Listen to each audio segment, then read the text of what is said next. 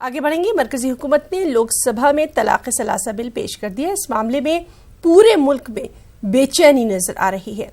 महाराष्ट्र रजा academy के बानी सईद नूरी ने पूरे महाराष्ट्र का दौरा शुरू करके उलमाए दीन और दानिश्वरों से मीटिंग शुरू कर दी है। उनका कहना है कि तलाक सलासा बिल शरीयत में मदाखलत है। मुसलमान कभी इस कानून पर अमल नहीं करेगा। मुसलमान तलाक दे तो 3 साल की सजा और गैर मुस्लिम को 1 साल की सजा, और ये फैसला दस्तूर हिंद के ही खिलाफ है। तलाक सलासा बिल हुकूमत की जानिब से लाया गया है। ये मुसलमानों की शरीयत में मुदाखलत है, मुदाखलत फ़ी दीन है, और मुसलमान इस कानून पर कभी अमल नहीं करेगा, क्योंकि ये दीन के अंदर मुदाखलत है। गैर मुस्लिमों के साथ अलग कानून और मुसलमानों के साथ अलग कानून, तो ये शरई तौर पर भी और कानूनी तौर पर भी दोनों एतबार से इसको मुसलमान मुस्तरद करता है, और इसके ख़िलाफ़ इंशाअल्लाह ताला मुल्क भर का मुसलमान तहरीक चलाएगा। 3 तलाक बिल को हुकूमत के जरिए पार्लियामेंट में मंजूर करवाने के फैसले के खिलाफ मुसलमानों में बेचैनी बढ़ती जा रही है। मुंबई में उलमा कराम की मीटिंग में वाज़ेह किया गया कि शरीयत के उसूलों के मद्दे मुकाबिल कोई बिल मंजूर नहीं है। दूसरी जानिब महाराष्ट्र और मुंबई समाजवादी पार्टी ने भी 3 तलाक बिल की सख्त मुखालफत की है।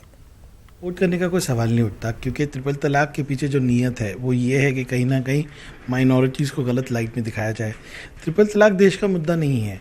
मुसलमानों की इकोनॉमिक एम्पावरमेंट और अपलिफ्टमेंट ये मुद्दा हो सकता है। ट्रिपल तलाक को लाकर बीजेपी अपनी वोट बैंक को चमकाने की कोशिश कर रही है। देश के अंदर जब पहला कानून इंट्रोड्यूस होता है तो वो ट्रिपल तलाक होता है, तो ऐसा कभी देखा नहीं गया। बेंडिंग बिजनेस पार्लियामेंट के पास बहुत है, बहुत अहम बिजनेस है।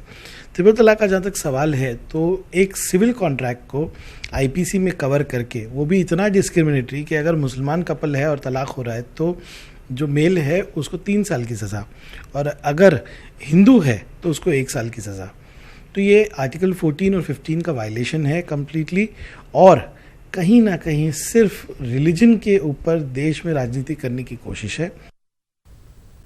औरंगाबाद के शाहगंज चमन से मुत्तसिल 40 बरस पुरानी चप्पल मार्केट पर एक मर्तबा फिर खतरे के बादल मंडराने लगे हैं। मेयर ने चप्पल मार्केट की 40 दुकानों को हटाने का ऐलान कर दिया है, और जवाब ये दिया है कि सरदार वल्लभ भाई पटेल का आदम कद मुजस्मा यहां से नजर नहीं आ रहा। मेयर के ऐलान ने चप्पल मार्केट के व्यापारियों की नींदें हराम कर दी हैं। एक रिपोर्ट। औरंगाबाद शहर के कल में वाक़े शाहगंज चमन की चप्पल मार्केट को चंद माह कबल नई जिंदगी मिली, लेकिन चप्पल मार्केट की रौनक आर्जी साबित होने का खदशा बढ़ गया है।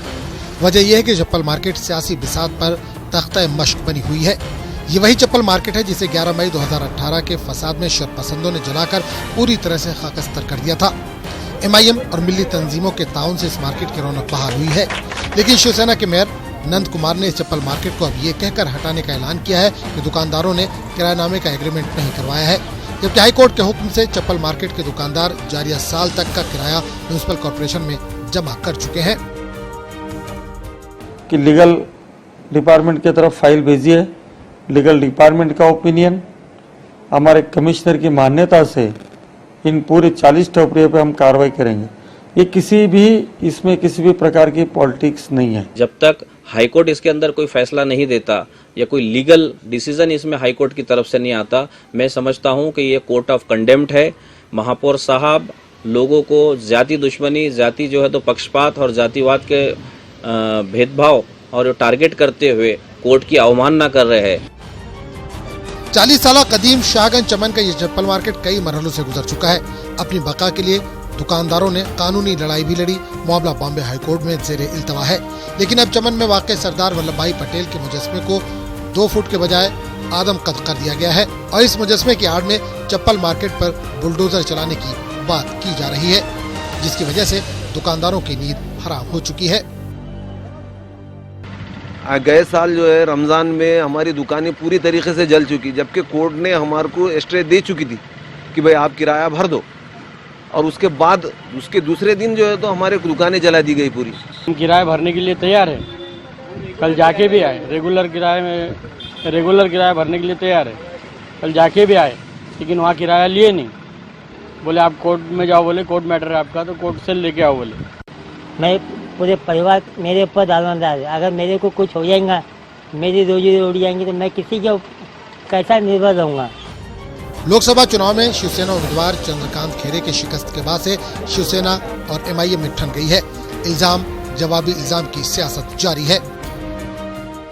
नगर परिषद के जमाने से ये टपरियां हैं, लेकिन इसका कोई भी एग्रीमेंट आज की डेट में नहीं है। सेना के खासदार, माजी खासदार जो 20 साल से मुसलसल चुनकर आते थे, उनकी हार, शिवसेना की हार, उसको ना तो मेयर साहब बचा सके हैं, न शिवसेना पार्टी बचा सकी है। इस पूरे मामले में अभी तक चप्पल मार्केट के दुकानदारों को बाज़ाब्ता कोई लीगल नोटिस नहीं दिया गया है, सिर्फ लफ्जी जंग जारी है। लेकिन इस सियासी रस्साकशी ने 40 दुकानदारों और उन पर इंहिसार करने वाले सैकड़ों खानदानों की नींद हराम कर दी है। अपने कारोबार को लेकर फिक्रमंद दुकानदारों के सामने अदालती चाराजोई के सिवा कोई चारा नजर नहीं आ रहा है। न्यूज़ 18 उर्दू के लिए औरंगाबाद से अजहरुद्दीन की रिपोर्ट। अदब और तालीम का चोली दामन का साथ रहा है। इसी को लेकर महाराष्ट्र के बालापुर के मारूफ शायर राज बालापुरी एक मिशन के तौर पर आगे बढ़ाते भी रहे हैं। राज बालापुरी के इसी मिशन को पूरा करने के लिए बालापुर में तालीमी और अदबी संगम के इम्तिजाज से भरपूर एक खूबसूरत प्रोग्राम का इनेकाद किया गया और इस प्रोग्राम में मुल्क भर की मुख्तलिफ शख्सियात ने भी शिरकत की। खास रिपोर्ट। महाराष्ट्र में विदर्भ की जमीन उर्दू अदब के लिए बेहद जरखेज है, जिसको सींचने में यहाँ के बुजुर्ग शोरा और अदीबों ने काफी मेहनत की है। इन्हीं में से एक है बालापुर के मारूफ शायर व अदीब गुलाम हुसैन राज बालापुरी, जिनकी अदबी खिदमात को देखते हुए कौमी कौंसिल बराए फरोग उर्दू ज़बान ने इन्हें शान बरार के खिताब से नवाजा है। अपनी जात में एक इदारे की हैसियत रखने वाले राज बालापुरी के मिशन को आगे बढ़ाने के मकसद से उर्दू दा तबके ने इनके नाम से तालीमी सफर का आगाज किया है।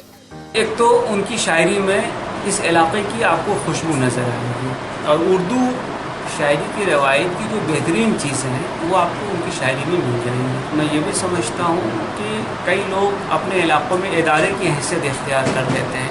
जितने लोगों के साथ उनके रवाबित होते हैं वो अपने अफकार और किरदार से लोगों के दिलों पर यूँ छा जाते हैं कि लोग उनको एक लेजेंड के तौर पे याद करते हैं, एक इदारे के तौर पे याद करते हैं। तो राज साहब की हैसियत इस इलाके में, बिरार के इलाके में वैसी ही है और मुझे खुशी है कि आज उनकी याद में एक अज़ीमुशान मुशायरा मुनक़िद हुआ।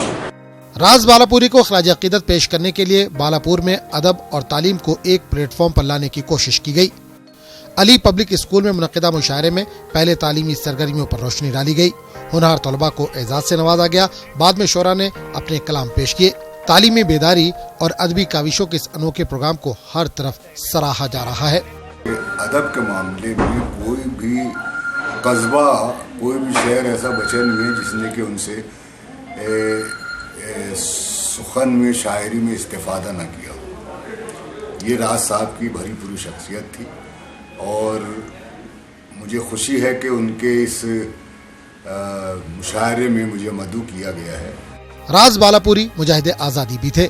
इनकी तसनीफात में सफरनामों का एक मजमुआ, उम्र रफ्ता और 5 शेरी मजमुए मंजर आम पर आ चुके हैं, जिन पर मंजूर हुसैन, शायर लखनवी और खुमार बाराबंकवी जैसे हिंद पाक के मायनाज शोरा ने अपने तौसीफी मज़ामीन कलमबंद किए हैं। न्यूज़ 18 उर्दू के लिए अकोला से रिजवान खान की रिपोर्ट। नांदेड़ पुलिस की लोकल क्राइम ब्रांच ने गुटखे से भरे 2 ट्रक जब्त किए। इस कार्रवाई में 1 करोड़ से ज्यादा की मालियत का सामान जब्त किया गया। पिछले चंद माह के दौरान की गई ये अब तक की सबसे बड़ी कार्रवाई बताई जा रही है। पुलिस की इस कार्रवाई से गैर कानूनी तौर पर गुटखे का कारोबार करने वाले माफियाओं में हलचल मच गई है।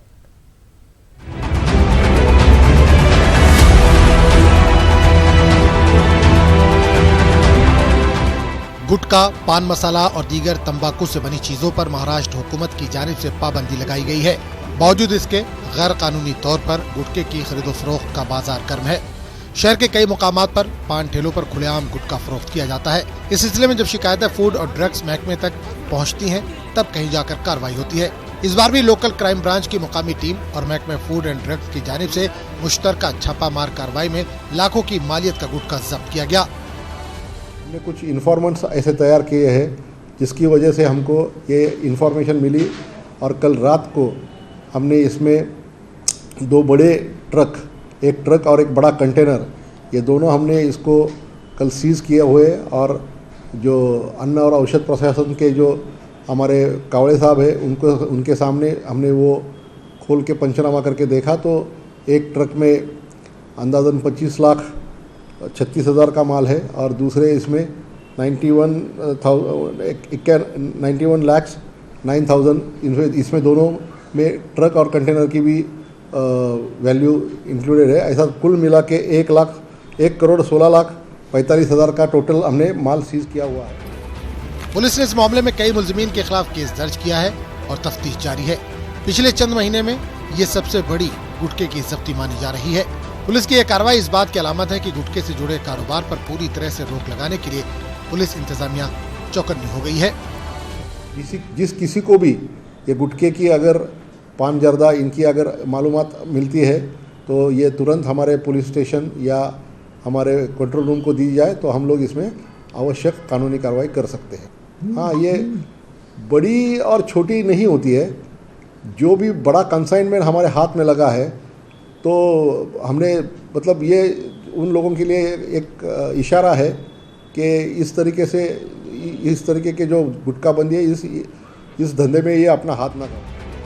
नांदेड़ एक ऐसा शहर है जो पड़ोसी रियासत तेलंगाना और कर्नाटक की सरहद पर वाक़ है। महाराष्ट्र में गुटखे पर पाबंदी लगाई गई है जबकि तेलंगाना और कर्नाटक में गुटखे पर कोई पाबंदी नहीं है। ऐसे में पड़ोस की दोनों रियासतों से गैर कानूनी तौर पर गुटखे की दरामद की जाती है और महाराष्ट्र के मुख्तलिफ अजला में सप्लाई किया जाता है। ऐसे में गुटखे के कारोबार पर रोक लगाना पुलिस के लिए एक बड़ा चैलेंज बन गया है। न्यूज़ 18 उर्दू के लिए नांदेड़ से जमीर अहमद खान की रिपोर्ट। महाराष्ट्र रियासती हुकूमत की जानिब से इमसाल जमात दोयम की सभी दरसी किताबें तब्दील कर दी गई हैं। खुसूसी तौर पर दूसरी की रियाजी की किताब में गिनती सिखाने के तरीके को तब्दील कर दिया गया और ये तब्दीली तलबा की आसानी के लिए ही की गई है।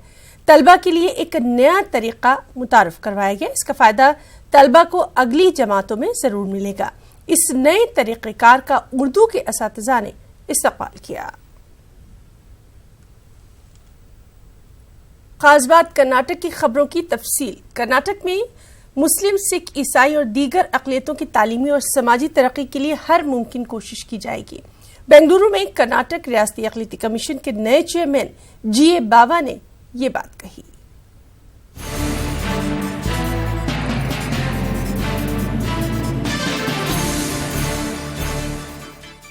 कर्नाटक के साबिक पुलिस अफसर GA बावा ने हाल ही में रियासती अक़लियती कमीशन के चेयरमैन का ओहदा संभाला है।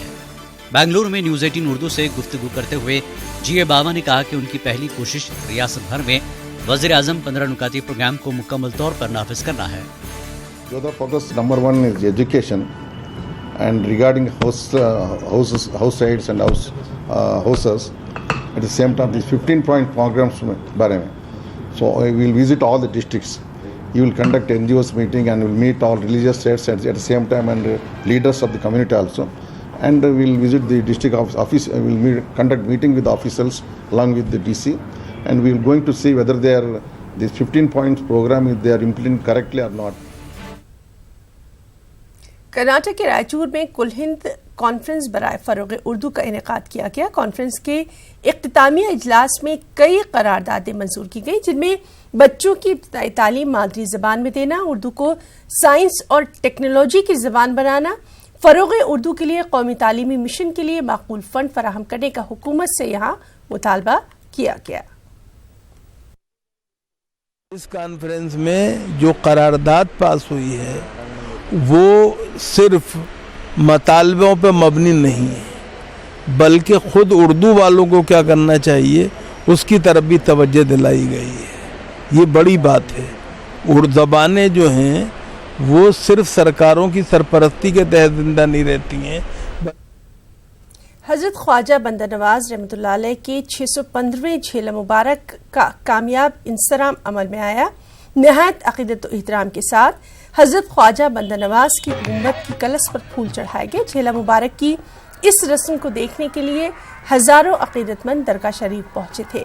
झेला मुबारक की ये रस्म उर्स मुबारक के 1 माह कबल अदा की जाती है। बताया जाता है कि हजरत ख्वाजा बंदा नवाज रहमतुल्लाह अलैह के विसाल के बाद बहमनी सुल्तान ने उनकी गुंबद बनवाई और ये गुंबद उर्स शरीफ से ठीक 1 माह कबल मुकम्मल हुई। इसी मुनासबत से झेला मुबारक का उर्स मनाया जाता है।